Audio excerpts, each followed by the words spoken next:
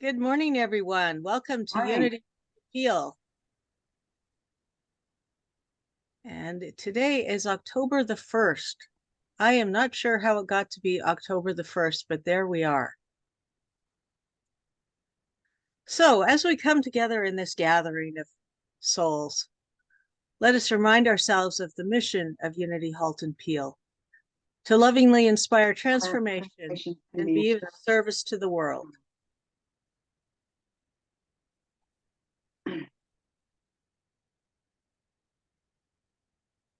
And if I could do two things and ask you to please mute yourselves, and I will also ask Margaret to read our daily word. Thank you, Wendy. For Sunday, October the 1st, prosperity. Practicing gratitude deepens my experience of prosperity. My life may be full of blessings, my family and friends, my home, my memories and experiences. But it can be easy to take it for granted if I focus more on what I'm missing rather than what I have. Being thankful, expressing my gratitude for my good opens my heart, but it also opens eyes to many ways I am prosperous. I count my blessings, pausing to give thanks for each one. The more often I do this, the more feelings of gratitude will fill my heart. Crowding out constricting feelings of scarcity, fear, or envy. From the serenity I feel in my heart to the peace that calms my mind, I am prosperous. As I greet each day with a prayer of thanks, my blessings abound.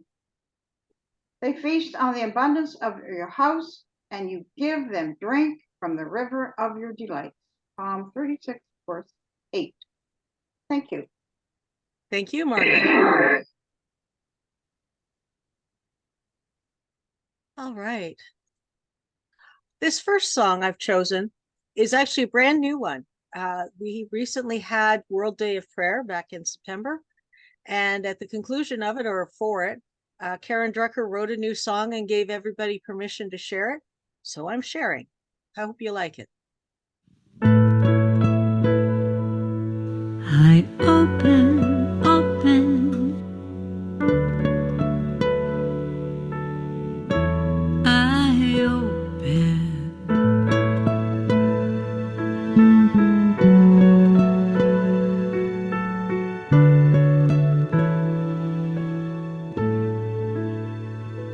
I open my heart to healing in this moment.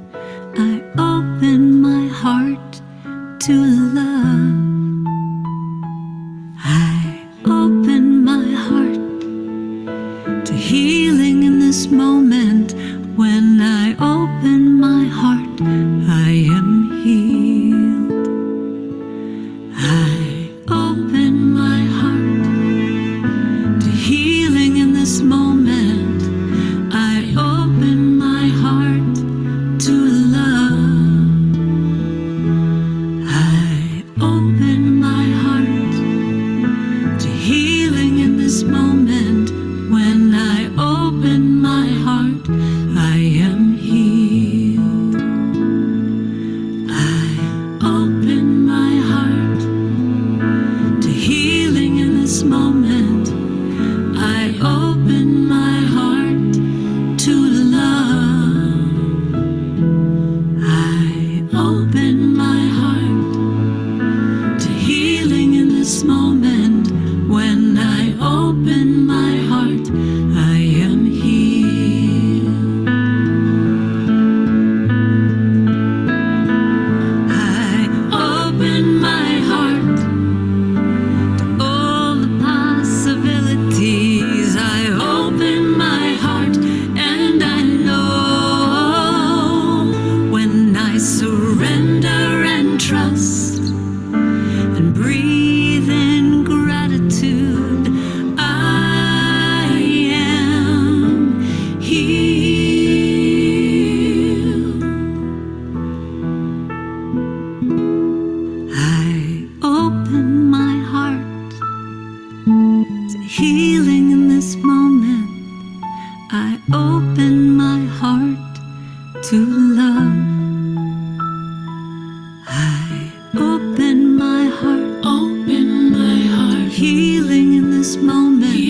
When I open my heart, I am here. I am here. I open my heart to healing in this moment.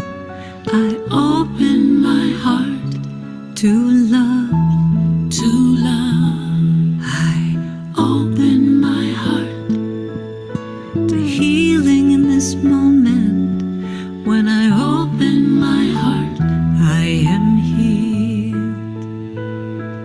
When I open my heart, I am healed. When I open my heart, I am healed.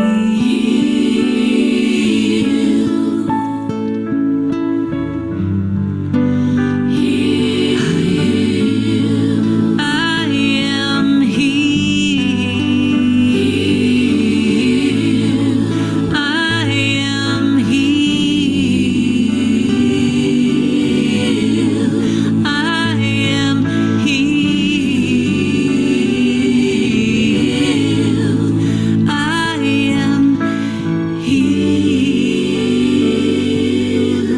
am healed.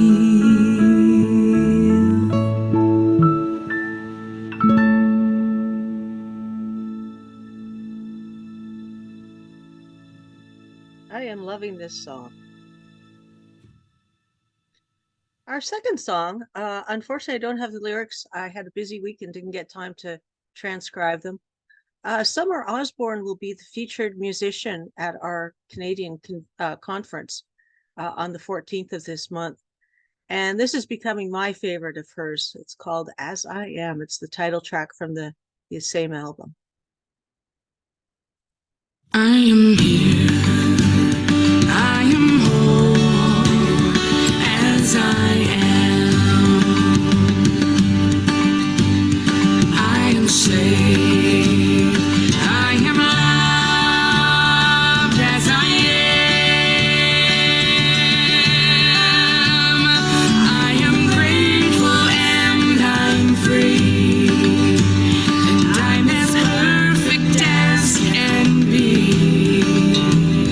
I am here. I am whole as I am. Nothing can illuminate the darkness like a serenade. Nothing can make peace like a song. We've got a ways to go, but then we're closer than we've ever been. So let's walk together on and on. I am here. I am whole as I am. I am saved. I am loved as I am. I am grateful and I'm free. And I'm as perfect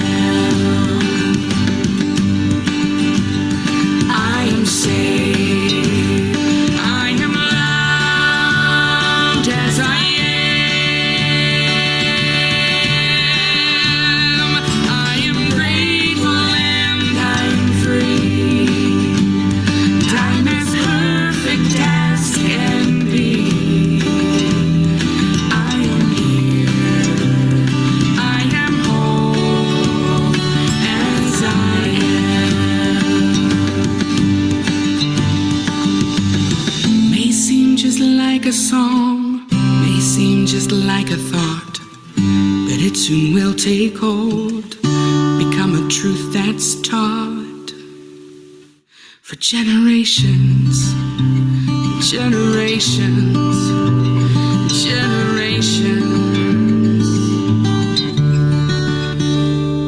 I am here, I am home as I am. I am safe, I am loved as I am.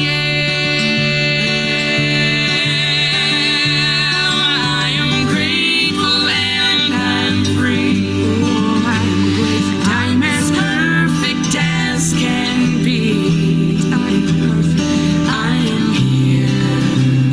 I am whole as I am. Oh, as I am. I am here. I am whole as I am. I am safe. I am loved as I am. I am grateful and I'm free. I'm so grateful. And I'm as perfect as can be. There is nothing wrong with me. I am here. I am whole as I am. Oh, just as I am. I am here. I am whole as I am.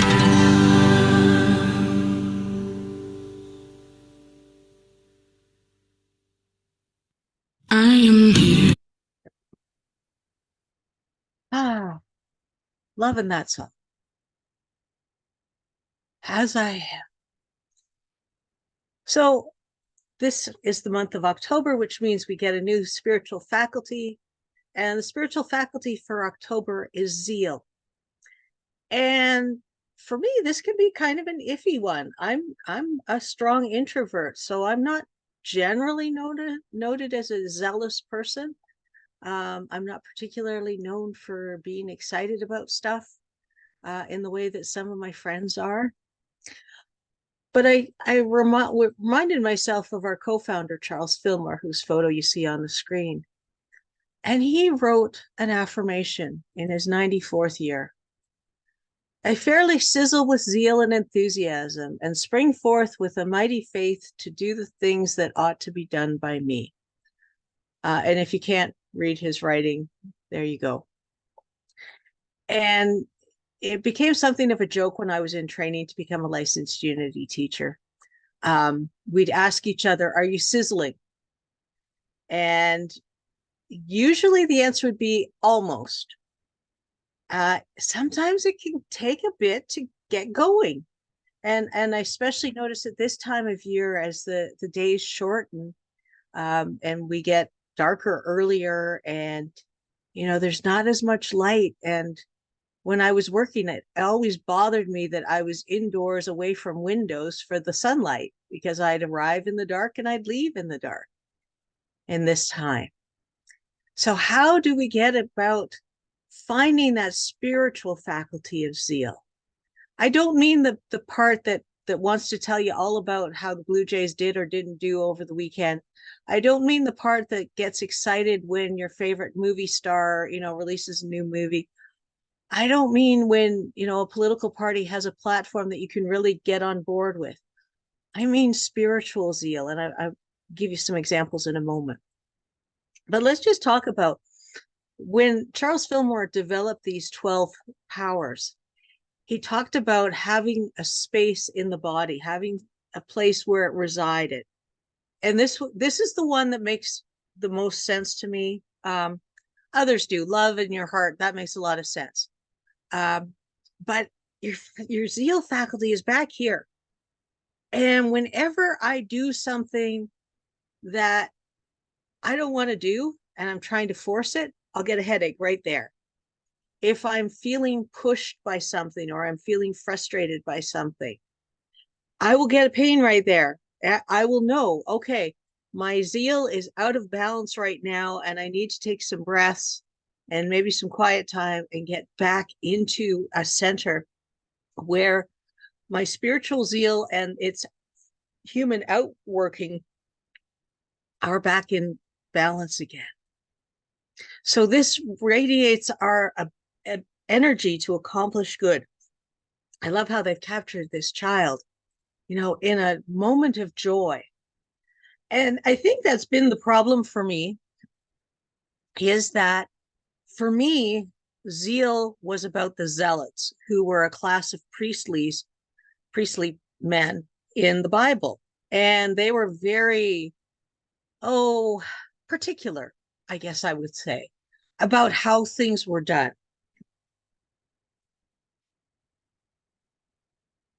I think of people around me. I can think of a couple people who I limit my time with them. I love them, and I find their zeal a bit overwhelming at times.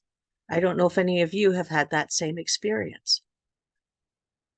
But learning how to blend our two aspects of our zeal together can be very useful, especially as we can change our languaging from an understanding from something that might be seen as negative, that might be seen as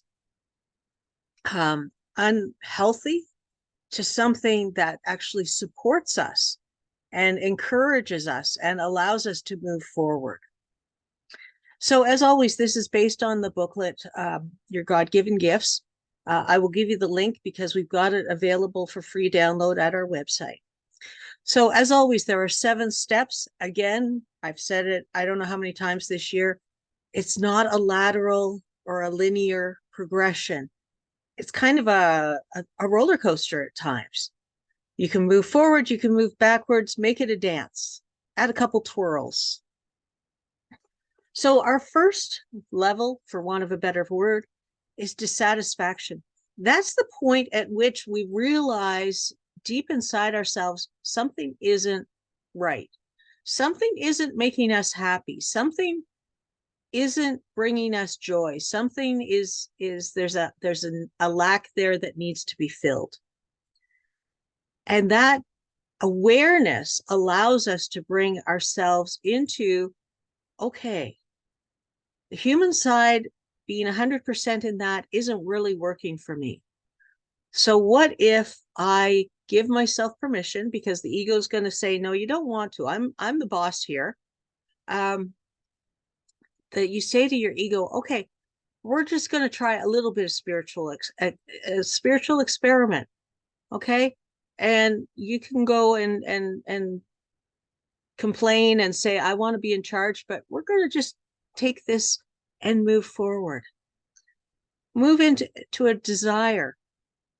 A lot of what zeal has is its underpinning is engaged in desire. And I do not mean that in a sexual way, just to be clear. It's not a physicality. It's that part of us that longs to be in relationship, that longs to have a roof over our head that's comfortable, that protects us from the elements, that keeps us warm in the winter and cool in the summer. That desire for healthy food that feeds our body in physical ways and creates new cells and recreates ourselves in that way.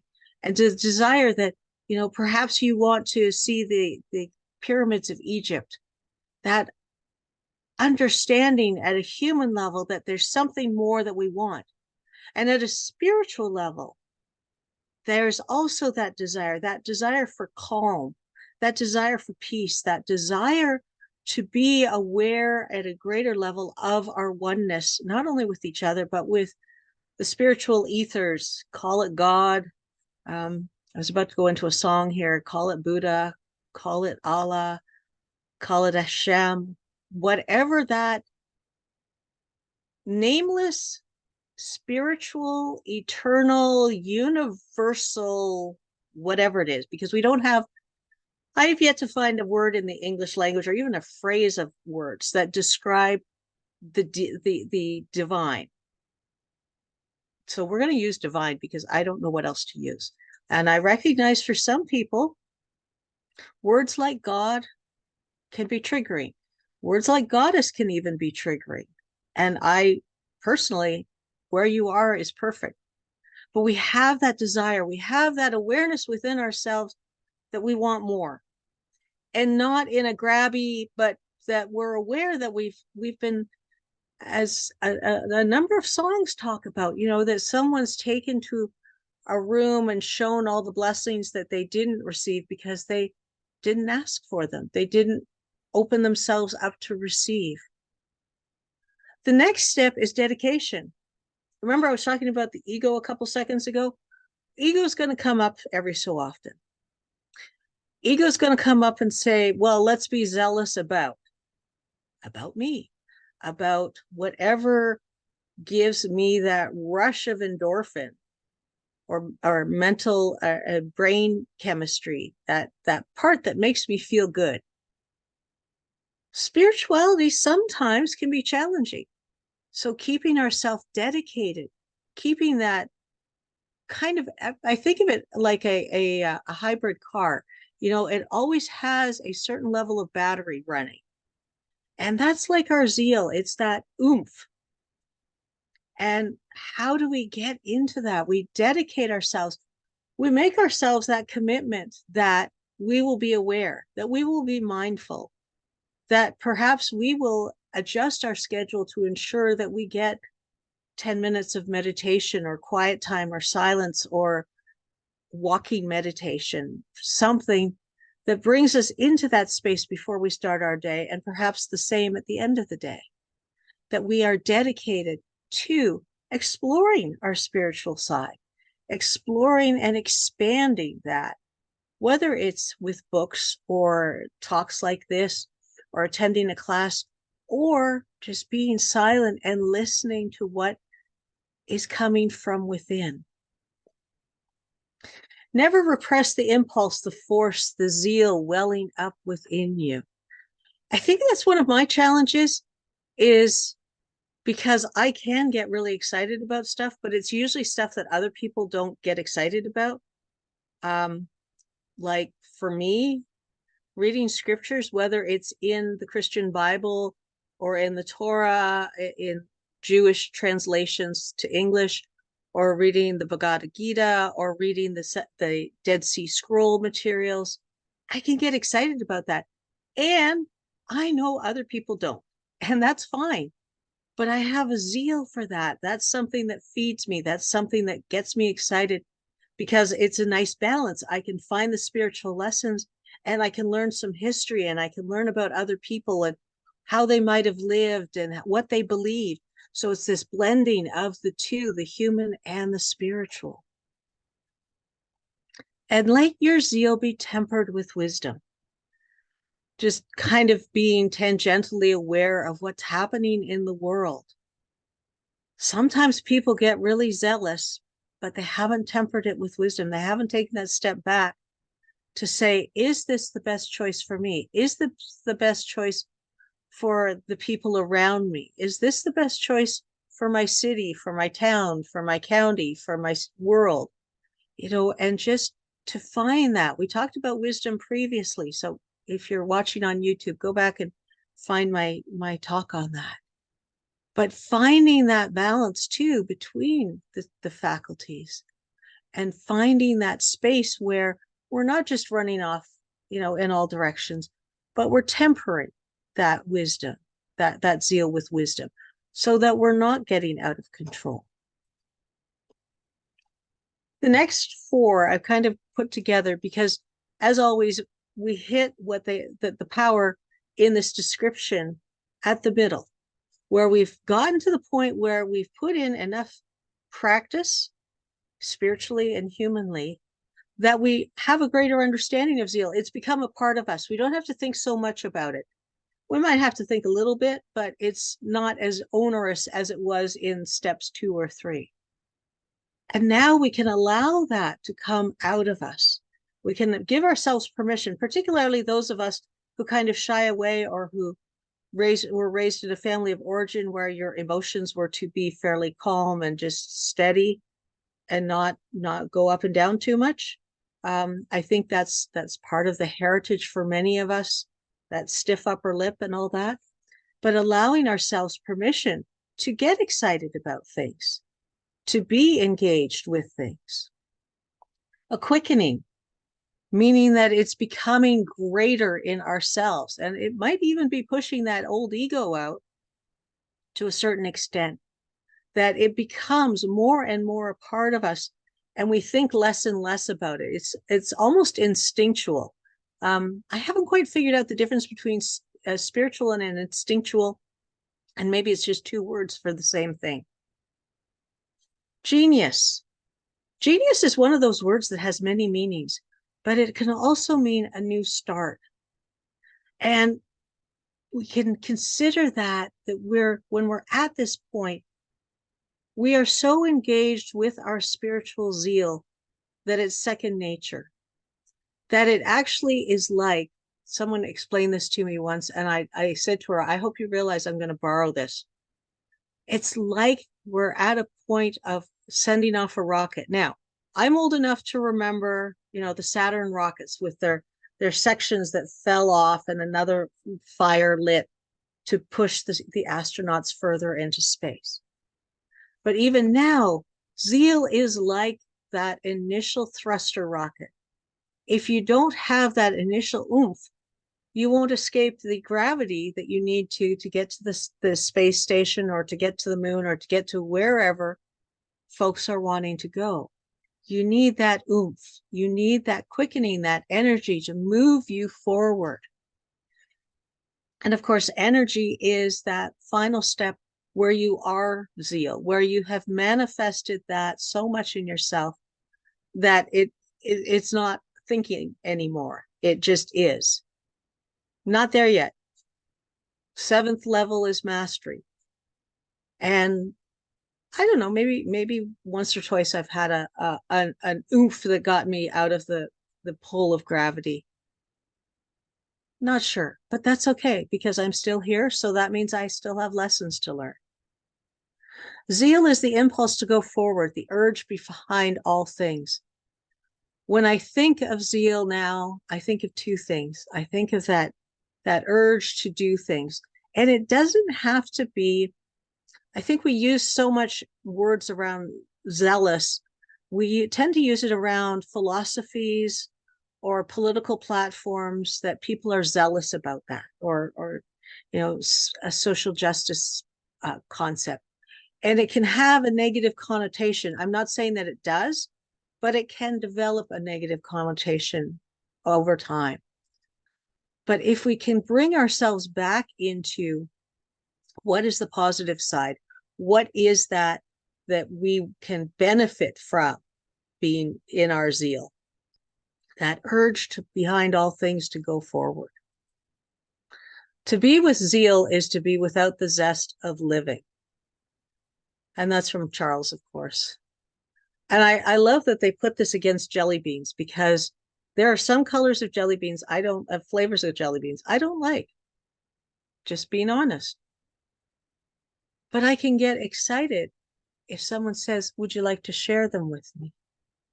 And we can have that moment and have that little discussion about, I like the black ones. Well, I'm not too keen on them. In your life, make sure you find friends who like the jelly beans that you don't, because you'll always be happy. But to have that zest, what is zest also?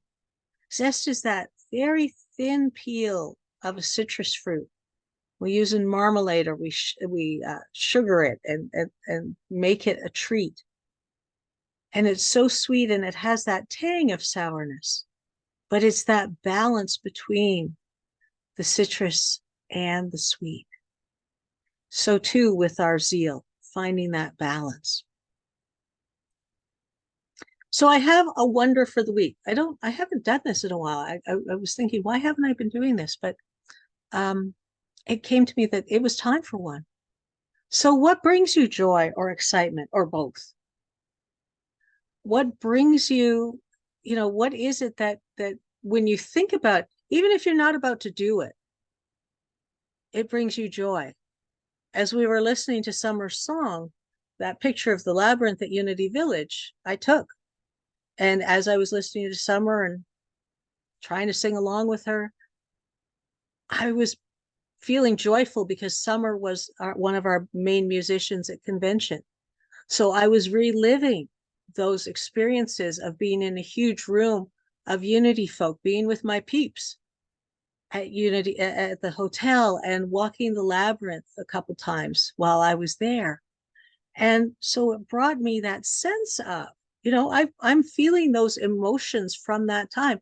I'm having that zeal of, that was a great time, and I can still relive it in my mind and my heart as I'm looking at pictures or smelling things. Certain smells, they can really bring you joy. If it's something that, I was in a store and they were handing out free samples, and I walked by it and I went, I'm back in my great grandma's house. Why am I in my great grandma's house? And the scent of that particular cleanser was something like what she used. So what brings me joy or excitement?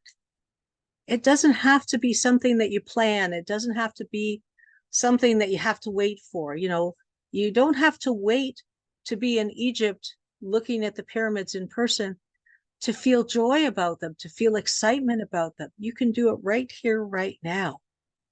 So part 2 of the question is, if that thing that brings you joy or excitement isn't part of your life right now, is there a way to include either it specifically or something similar? As I said, my mind, I was walking the labyrinth as we listened to Summer's song. And I know I will be going back next year. I've already prepaid for next year's convention. And in the meantime, I don't have to sit and go, oh, poor me, I can't imagine the labyrinth anymore. I can find ways. There's a labyrinth in town that I can go and use. I can walk a labyrinth in my mind's eye. That's something that brings me a lot of joy. And it's kind of funny because when I do a labyrinth, I try to do it in a meditative state, but there's this excitement that I'm there. Somebody said to me, do you realize how fast you walk in a labyrinth? And I said, no, I have a walking pace that for me, I'm doing some affirmations, I'm doing some breathing, and my feet are just keeping up with those two things. And it's perfect for me. And I think you can tell I get excited about walking labyrinths. Now, labyrinth walking isn't for everybody. I get that. What is it for you?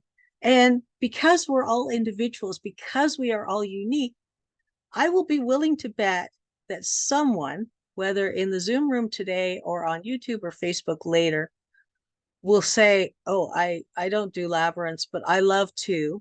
And if I could hear what you said, would say for I love to, I might say, not for me. I have friends who love snakes. I'm not big on snakes. I respect them. I will not go out of my way to kill them or anything like that, but I will give them good space. And I can understand that my excitement, my zeal around that connection to a labyrinth is equal to and equally engaging as someone's love for a snake. So what is it? So this is your challenge for this week, is to identify what brings you joy or and excitement, or both. And if it's something you haven't been doing, find a way to add it to your life. There are so many travel YouTube videos right now. If it's about traveling, go and watch one of those, see what comes up in your heart. Because as that comes up, it's bringing both. It's bringing that joy of the human experience, that joy of seeing something, touching something, hearing something, smelling something, tasting something, that sense-based consciousness. It's bringing it in with that spiritual desire to feel joy, to be in oneness, to be in alignment with our divine selves. And with that, let us prepare for our meditation. Getting comfortable, however works for you. Comfortable for me is just sitting normally. And this is our affirmation to take into our prayer time with us. I ignite my zeal by focusing on what brings me joy. And perhaps that's a change in the use of the word zeal for you. That it's not about pushing mine, but rather being open to what brings me joy and allowing that to flow out to the rest of the world. And as I am wont to say, paraphrasing a favorite poem, I was upset about the past and I was worrying about the future. And then I became aware of a consciousness that reminded me that my name is not I was, and my name is not I will be, but my truest name is I am. And living in this now moment, bringing ourselves into this now moment, giving ourselves permission to allow the past and the future to be in their respective places. We can go back for whatever we needed from the past, and we will wait for whatever comes in the future. But just to be in this now moment. And I invite you to take a few breaths, allowing worries and concerns and regrets to just come out of the cells of your body. Just release them to the best of your ability.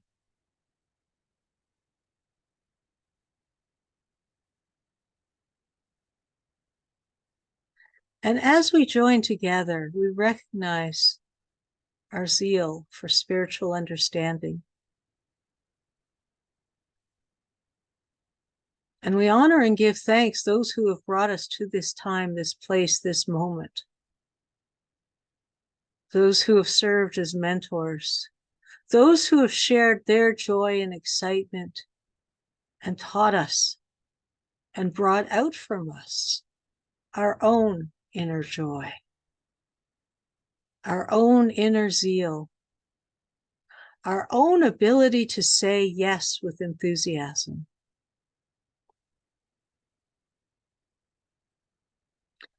And for those who might have tamped down our zeal, whether in a church of origin, our family of origin, our education, societal norms, we pause. We bless them for doing the best they could with what they knew. And we just allow those memories to be healed. To let go of the pain, the shame, the blame, and the judgment. To the best of our ability in this moment. Perhaps we can't do it all, and that's fine. We do as much as is comfortable in this moment, knowing that as we unfold our spirituality in greater and greater ways, that these will come up again from additional purification and cleansing. And that as we bring our joy and our zeal into the picture, we are able to bring that joy and zeal and enthusiasm to the world.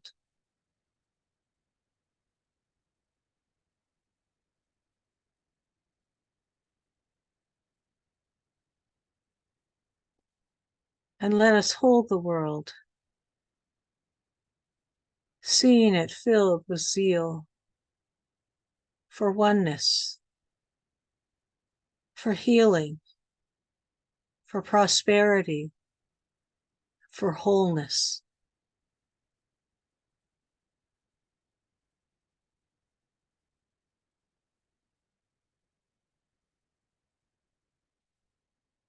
And in this consciousness, we give grateful thanks for this time, for this permission to be in this moment.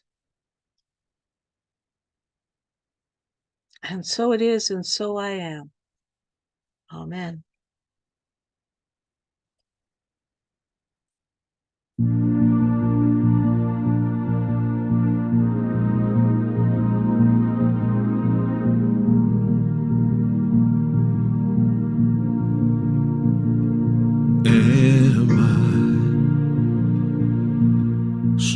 enough to bear the burdens that sometimes come living this thing called life. Am I wise enough to make the right decisions when I'm standing at the fork in the road? Sometimes I wonder and ponder, only to realize I'm not alone and there's nothing I have to do on my own, because I am the place where God lives, moves and breathes and has its being. I am the place where God shows up. I am the place where God lives, moves and breathes and has its being. I am the place where God shows up. Will I have enough to do the things I need to do to take care of myself? Will I have the health of mind and body to live a life of grace and wholeness?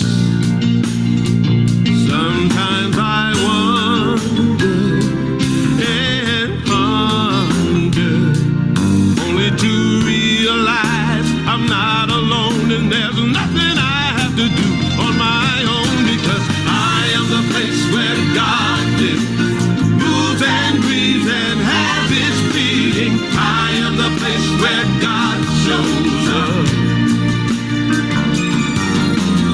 I am the place where God lives, moves and breathes and has its being. I am the place where God shows up. I am the place. I am the place where God. You are the place. Moves and breathes and has we are the place where God shows up. I am the place. I am the place where God. You are the place.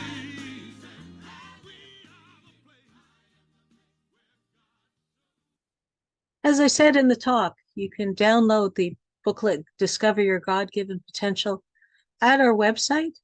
Click on the resources, drop down to the 12 powers, and then click here to download the PDF. I have found it a wonderful resource in my life. I realize 12 powers aren't for everybody, and that's okay. I happen to be quite zealous about them. As always, our prayer chaplains are available. praywithdiane@gmail.com. And thank you, Diane, for being on the call and holding sacred space as we have been gathering. Once your request has been received, we do send it to our confidential Unity Halton Peel prayer team. And then it is sent to Silent Unity, which has been praying 24/7 for over 130 years. And it is held in prayer graciously and lovingly there. Speaking of prayer, affirmative prayer circles every Friday from 9:55 to 10:30 Eastern. You can reach out to Debbie Leland, who is a licensed Unity teacher, pastoral care candidate, and this is her practicum for her licensing, which will come next year. So I invite you to reach out to her. This has been a great opportunity for us to get to know each other across Canada and beyond our borders. As always, please visit our website. We have so many things coming up and lots of information about weekly events, not only across Canada, but just locally as well. And as always, thank you in advance for your financial support of this ministry. We are 100% self-funded, and so every gift is gratefully received. And let us just take a moment to bless and appreciate that we are the receiver and the giver, that we receive our good through a variety of channels, acknowledging that there is only one source, that everything comes through as energy manifested into matter. and that we are the givers. We give of our time, our talent, our treasure, not only to this ministry, but to other ministries, to our families, to our communities, to our world. And that no gift is too small. What is most important is the zeal behind it, the enthusiasm, the joy, and the gratitude. And for these gifts, we are so grateful. And so it is. As always, we are a tithing ministry, and we continue to support Eden Food for Change. You can go to their website to find out more about them. Upcoming speakers, Debbie Long is on next week, followed by Reverend Barbara, and then Reverend Dr. Jane, and finally, at the end of the month, Reverend Mary Wood will be returning for a Sunday. Ongoing Canadian event, Doing Autumn Well. This week we're going to talk, I believe, about Thanksgiving, because that is coming. Sheila May is finding a wonderful balance of what we have had outside of the Christian community and what we have celebrated within the Christian community, and finding a way of bringing unity into that whole mix. Coming very soon, Saturday the 14th from 1 p.m. Eastern, probably till about 5 o'clock, so dinner time. That's the joy of being in Canada. We have to, or no, we don't have to, we choose to make our events available at reasonable hours for those on the West and East Coasts. Our keynote speaker will be Indira Huerta. She is a colleague of mine, and she's going to be talking about the spirit groups and how we can use those to expand our community and reach out to more people. And as I said earlier, summer will be our songsters. Upcoming, starting Monday the 16th, our own Debbie Long will be teaching a class on meditation. For those of you who are looking to become a licensed Unity teacher or minister, this is a required course, so please sign up. For those of you who don't want to take an academic class, this is not an academic class. You are welcome, most welcome, to come and sit in and participate and not have to write any assignments or do anything, but just to come and soak up what Debbie has to give. She and I have been talking, and I'm really thrilled and excited about what she is proposing to do. So more details at the Unity Canada website, which you can see in the upper corner, or you can reach out to me at courses@unitycanada.com for more details or to register. Coming up a little later in the month, we will be having Super Saturdays, which is 5 weeks of 2 classes back to back. I'm going to be teaching overview of Hebrew scriptures. And yes, I am zealous about this. I love teaching Bible stuff, especially the overview courses where we explore the culture of the time, how we got these scriptures handed down through the generations, and what it all means and how we can find ways of making it relevant to us today. Again, you can just sit in and learn some things. Not quite as experiential as Debbie's class, but I'm hoping that everyone will come away with a tidbit or two that helps them understand not only unity better, but perhaps some of the Judeo-Christian traditions that underpin much of our society in North America. And I will be followed by Reverend Rosemary Hyde. She will be completing the metaphysics course. Again, you're welcome to sit in, and more details at the website. So just wanted to bring that to your attention. I'm partially thinking, oh my goodness, this is coming soon. And isn't it wonderful to be back in the flow of learning? Jumping ahead, the 2023 Unity Advent booklet is now available. You can download a PDF file or request a paper copy at unity.org. And I've already booked the Zoom room. We are going to have weekly discussion group beginning Wednesday, November 29th at 2 p.m. And all are welcome. And we'll just go through the booklet and see what it has to say and discuss, what Christmas means to us. And I know it's not even Thanksgiving yet. But hey, the stores were putting up Christmas, so why not? Let's go the correct way. Madam President, before we bless the children, anything I've missed? All good, Wendy. You've got it covered. Thank you. All right, let us take a moment and bless our children. I am blessed that I live across from a park that has a swing set and lots of lots of gym equipment and a soccer field or two. And just hearing the children when I've got my windows open, and their zeal and their enthusiasm and their joy for life and for play and for participating in events and for being out of the classroom for recess.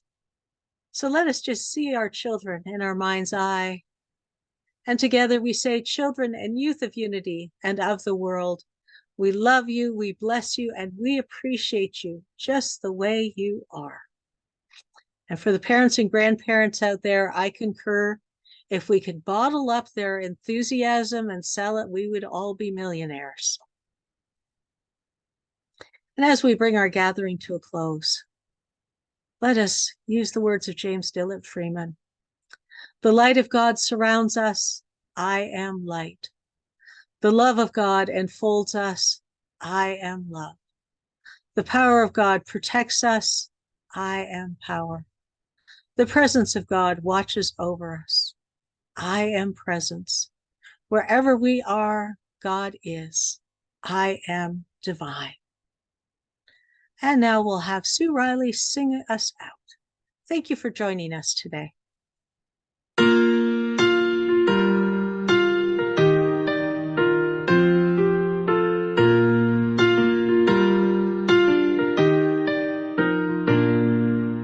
Peace in my life is growing because I choose love. Love's always present, it's what I'm made of. I choose love. We are a part of each other. We are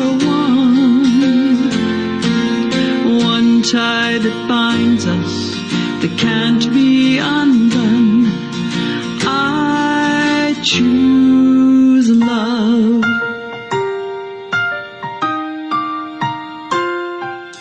I choose love. Peace in my family is growing because I choose love. Let love be present, it's what we're made of. I choose love. We are a part of each other. We are one loving family, sharing one sun. I choose love.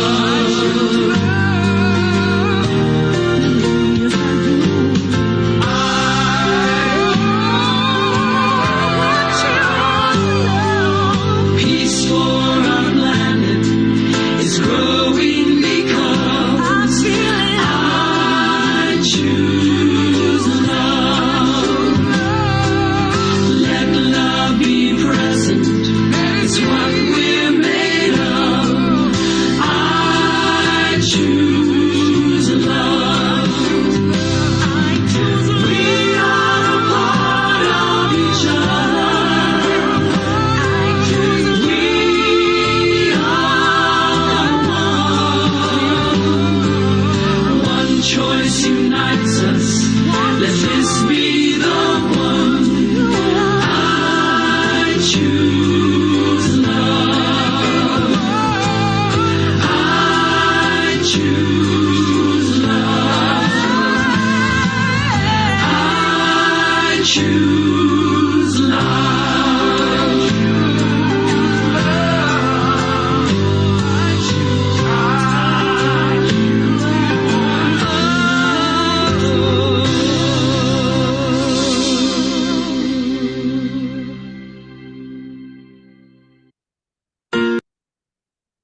Thank you again for joining us today. Have a blessed week.